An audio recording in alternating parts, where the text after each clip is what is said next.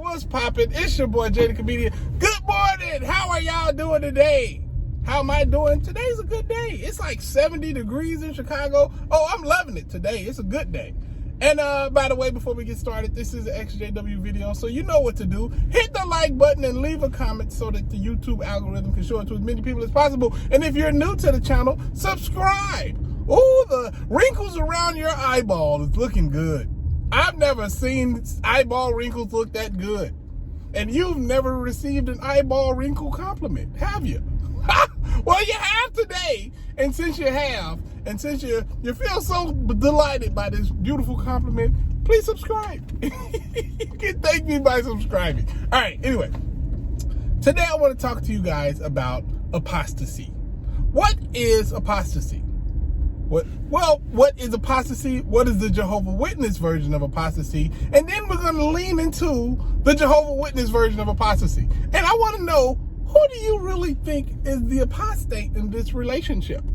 Because I've been thinking about this, right? I've been thinking. You know, it's always dangerous when I start thinking. Like, stuff start going awry. My brain ain't that strong, so, you know, it could be problematic. Anyway. So when it comes to apostasy is basically anybody who leaves their religion or their political party, right? So if you're a Republican and you become a Democrat, you're an apostate to the Republicans. Now, that doesn't mean you can no longer talk to your Republican family members. You might just you're just disappointed the GOP. That's it. That's pretty much it. But when it comes to the religious aspect of it, same thing.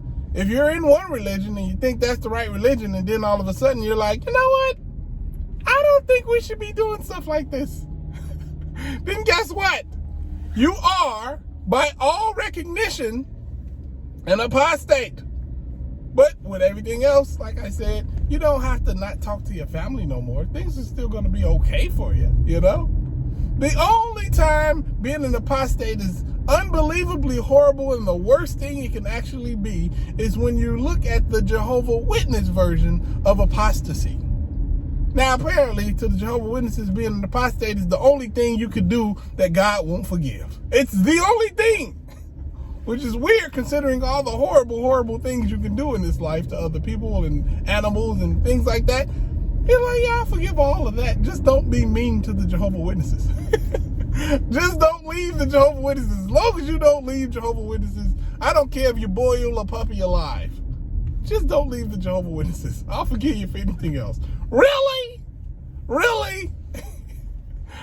I find that problematic. But anyway, before I go any further, let's talk about the word projection. Have you ever thought about projection?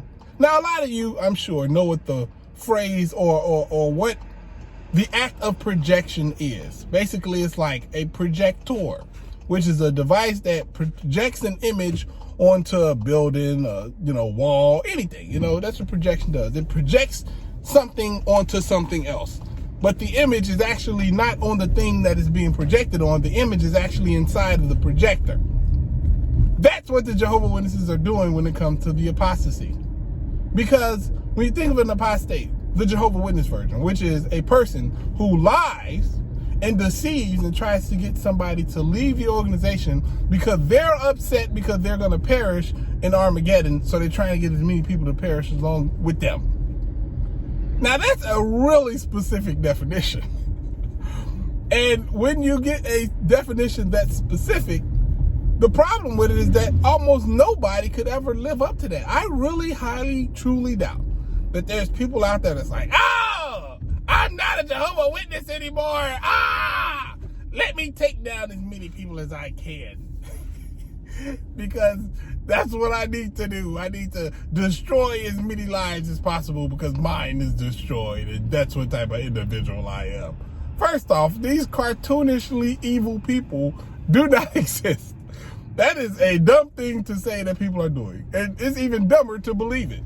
But okay, let's say there's people out there who are cartoonishly this evil.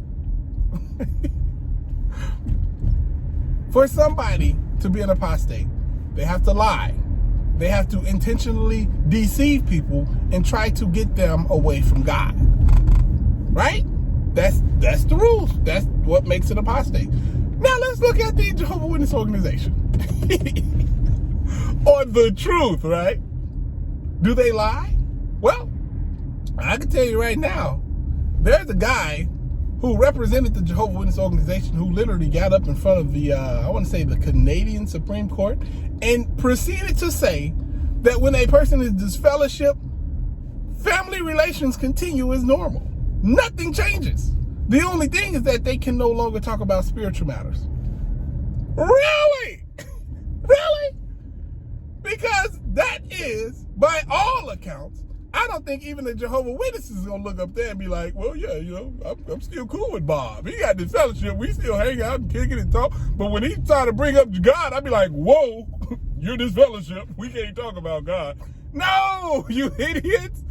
Bob won't even get a phone call. Bob can't even get the phone picked up. You know what I'm saying? Like, that's a lie. And then let's go further. They say you try to get people from God, you know? You try to take people away from God. Well, let's look at that. Let's look at that. What do God want people to do? Now, if you believe in God, you believe that God exists and he's a real thing, then let's break that down some. God wants people to be nice to each other, right? God wants people to be there and care for each other. There's really not anything that God would want people to, you know, like, cast this person out. Don't have nothing to do with this person unless they're like really bad, you know? But it's kind of hard to reach that level of evilness to whereas somebody has to be cast out. Like they can no longer be associated with somebody else because they're just too evil, you know? Because God is so forgiving and so loving and things like that, right? It has to be extremely hard for somebody to reach that plateau of evil, correct? Not with the Jehovah's Witness organization. All you got to do is not be a Jehovah's Witness. That's it. If you can reach the high standard of simply not being a Jehovah's Witness, then they don't care about you. It's nothing. They actually looking forward to you perishing in the end. They might try to save you. Oh, come on, be a Jehovah's Witness. No? Okay, then. Well, I guess you got to die. Like, that's it. Does that sound like something that God's people will really want or really be like? So they don't want you to be with God and his people because God's people wouldn't do that. God people would care about any and everybody, big or short, tall or fat. I don't know how fat is the opposite of tall, but yeah, you can be tall and fat, I guess. I am. But the point is this. When you sit down and you think about apostasy, right? I forgot. Disease-minded. Like it's something wrong with your thinking. Let's look at that. Can you say that the Jehovah's Witness leadership is disease-minded? Okay, let's try to break that down. A little child is on the operating room table and it needs a blood transfusion to live. Like, this is the big leagues. This is not no, oh, I got a little cough.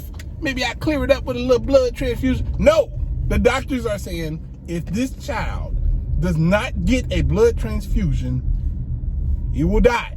She will die. They will die. Do you think a non-disease mind person would say, well, I guess you got to die for Jehovah. Sorry, little guy. Well, Jehovah look out for you. Don't worry about it. That's a disease mind person right there. Because me, an apostate, right? I would say, nah, take the blood transfusion. Let's try to see if we can get you to live. I'm disease minded for that. Apparently, right? So if we're going to look at it, do they lie? Yes. Do they try to deceive people and trick them? Yeah, don't talk to anybody, don't associate with anybody who's not a Jehovah's Witness. Yeah, you're deceiving people right there. And you're not letting people be who they should be if they believe in the God that they say they believe. If you believe in God and you believe that God is all loving, all kind, and all forgiving and all these things, why are you only allowed to talk to one very, very small group of people? Why do they exclusively get the right to live while 9 billion people die. 9 billion people die. Like, does that click to you? Does that make sense to you? It should make sense to you because it makes sense to me. And if that is exactly what's going on, then they're projecting their apostasy onto you. They're making it seem that you're the apostate when actually, by their own definition, they are the apostates. They are the ones that meet the Jehovah Witness definition of apostasy. They're turning people away from what God would really want them to be doing.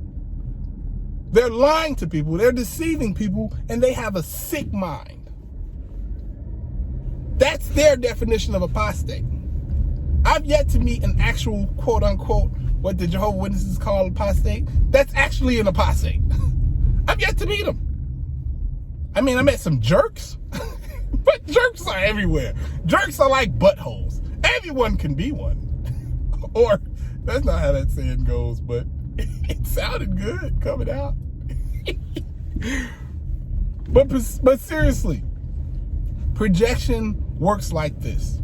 They say that you're doing something that they're guilty of. And if you're doing something that they're guilty of, and if they say it first, guess what? It makes them seem like they have a point. Because eventually you're gonna, like, no way you're gonna get around this. You're gonna say, hey, that's what you're accusing me of is what you're actually guilty of. And since you had the foresight to accuse me of something first, that means you have a consciousness of guilt, meaning you know you're wrong. You know you're lying. You know you're making all of this up.